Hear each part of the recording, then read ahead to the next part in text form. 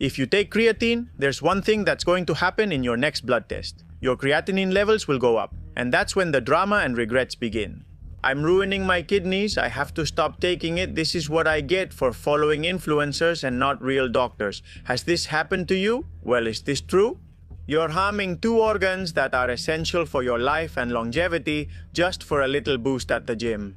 The specialists who have warned about the risks of creatine are wrong. What if I told you that creatine could worsen your lab results without actually harming your kidneys? In fact, what if I told you that it could even be useful for patients with kidney impairment? I'm Dr. Borja Bandera, a specialist in endocrinology and nutrition, and today I'm bringing you the verdict. I'll give my final thoughts based on the most recent meta-analysis on creatinine and kidney function. This is a study that gathers all the research on the subject up to 2025, and yes, it gives a firm, consistent, and indisputable conclusion. Let me tell you if you're one of the millions of people who start their day taking this, creatine monohydrate. This video can save you from fear, mistakes, and bad decisions. Let's start with the basics. Why has creatine been demonized in relation to the kidney? Well, for a very simple reason, it raises creatinine. Creatine is metabolized in your muscle into creatinine, and creatinine leaves the muscle and enters your blood. We have both bad and good luck. Creatinine is a very cheap and available method to assess kidney function, since 99% of it is filtered by the kidneys at a stable rate.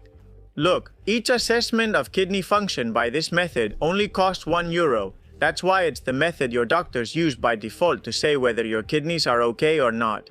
What does this mean? Well, that until not long ago for a doctor, anything that raised creatinine above a baseline value, which is usually very stable, was considered a possible threat to your kidney. Why?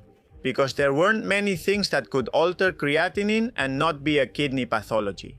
If all the creatinine is filtered by the kidney and suddenly its level rises in the blood, does this mean that the kidney is filtering less and that's why it accumulates in the blood or not? Well, look, this logic of more creatinine in the blood means worse filtration doesn't always hold true, and creatine consumption is a clear example.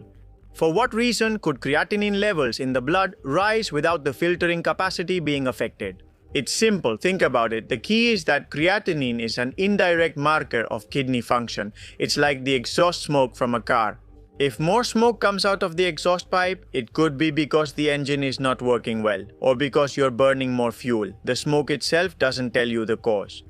With creatine supplementation, it's the second case. You're putting more fuel into the system and more smoke can come out. That is, the increase in creatinine after supplementing with creatine only means that more creatinine is being produced in your muscle, which then goes into your blood. And that's where you see it. Since the kidney always filters at the same rate, we tend to see a slight increase. We have more creatinine. We filter the same amount, so it goes up easily, right? You're putting more creatinine into the system and the same amount comes out per unit of time. Simple, right? Let me remind you, what is the original purpose of the creatine molecule? Well, it's for a very simple thing, and in all cells, it's for the same purpose. Creatine is a molecule that your body uses to generate ultra-fast energy. It's a kind of cellular battery that allows adenosine triphosphate to be resynthesized at high speed. This provides clear athletic benefits in explosive actions and also has benefits in clinical contexts like neurodegenerative diseases, sarcopenia, and decreased functional capacity. Although all these applications are exploratory, some of that creatine eventually turns into creatinine over time, right? Just like ethanol turns into acetaldehyde, glucose into pyruvate, tryptophan into serotonin, testosterone into dihydrotestosterone, it's pure hard biochemistry. Well, now comes the explanation of why this isn't harmful. An increase in creatinine in this context doesn't mean there's kidney damage. In other cases, yes, be careful, I repeat. Creatinine itself is just a marker, it doesn't do any harm to the kidney, it's a protein. So, this is so that the nephrologist, the family doctor, or the specialist who's seeing you can be at ease. Regarding whether there has been kidney damage or not, on one hand we have another protein that measures kidney function, called cystatin C, which is quite a bit more expensive than creatinine. And another thing we can do is compare the creatinine in the blood with the creatinine in 24-hour urine after taking creatine. This is more tedious because it requires collecting 24-hour urine and spending the whole day using the container to collect your urine. What question does this new meta-analysis I mentioned at the beginning answer? Well, this study posed a very specific question. Hey, When we supplement our patients with creatine, is there a deterioration in renal filtration, or does the creatinine level simply go up? And they answered it by doing things quite well, searching for scientific studies in PubMed, Scopus, Web of Science, or Google Scholar, only human studies, not even preclinical studies in animals. In addition, they selected studies published over a span of 25 years from January 2000 to March 2021. Is that enough time? And they looked at what happened with two primary outcomes: serum creatinine and glomerular filtration rate. This is important because many discussions on social media are based on personal anecdotes. In isolated clinical cases, in confusion with performance-enhancing drugs, mainly anabolic steroids, or in contaminated supplements, which also exist. Or also, my doctor told me to stop taking creatine. Alright, here we have an overall summary of the available evidence in humans. There's nothing more than this in science, I'm sorry. If you don't believe this result, there's nothing else that can be done. And what happened in this meta-analysis? What conclusions did they reach? Well, two main ones. First, creatinine goes up a little. Creatine was associated with a small but statistically significant increase in creatinine, which is usually less than 0.1 mg per deciliter. That means if your baseline creatinine is 1.1, it could go up to 1.2 without this being clinically significant, meaning it won't cause you any harm. And most interestingly, they analyzed it by duration of supplementation and saw that the increase happens mainly in the first week, and then it tends to stabilize as long as the supplementation remains consistent. That means you'll get new baseline levels of serum creatinine, and it's a good idea for your doctor to make a note of them.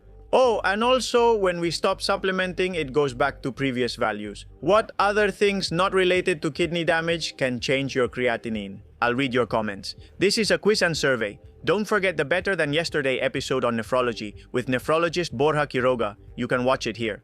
Second conclusion, glomerular filtration doesn't change significantly. And that's what really matters, guys. In the meta-analysis, there were no statistically significant differences in glomerular filtration. What the kidney can filter between those who took creatine and the controls, this glomerular filtration rate or glomerular filtration rate is a marker of how well the kidney works, calculated with different formulas. But if we use the most typical one, usually the filtration rate drops when you start supplementing, since that formula uses creatinine in its calculation. So the heart of the verdict is that creatinine will go up a little for you. But the glomerular filtration rate remains stable, and therefore your kidneys are not affected, they don't deteriorate.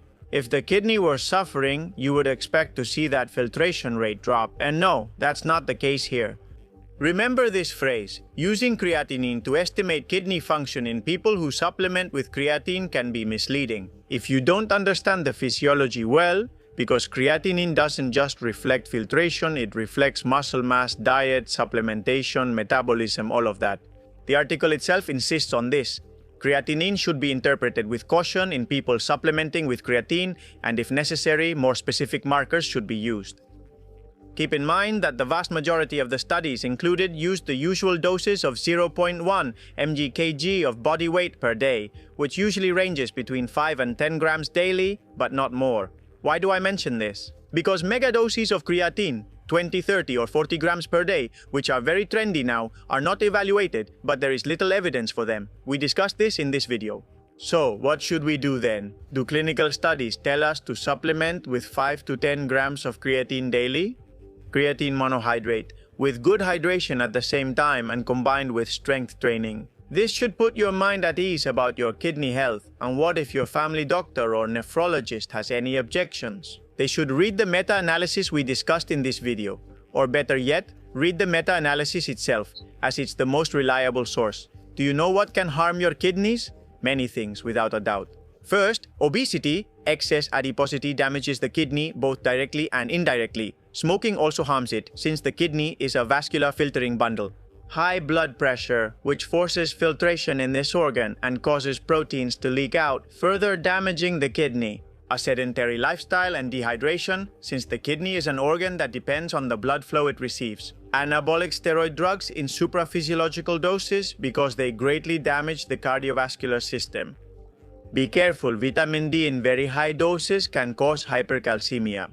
The inorganic phosphorus from your ultra-processed diet and the sodas you drink daily, or an excess of sodium mainly coming from that ultra-processed diet. and also taking an ibuprofen or an enantium whenever you feel like it and on demand. All of that, of course, damages your kidney, the creatinine, right? Now, what would I do? If you were a patient in my office, well, if you take creatine and get a blood test, first of all, don't panic. If your creatinine goes up slightly, that's normal. Look at your baseline levels from previous tests and the magnitude of the increase, which is usually small. Second, evaluate the presence of other possible kidney risk factors at the same time, like those from the previous list.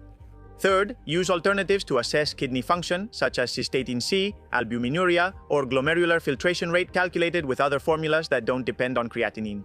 If even so this issue still worries you, you can stop taking creatine a week or two before your next blood test, and you'll see how your creatinine levels return to normal.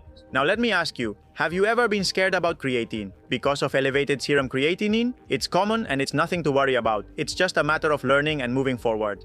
The same thing happens with creatine kinase, and physical exercise, but we'll leave that for another episode.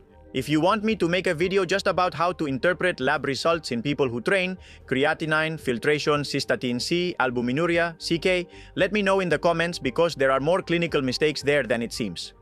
I'll end by reminding you to leave your consultation request here if you want our help. See you in the next video. I hope this one clarified your doubts.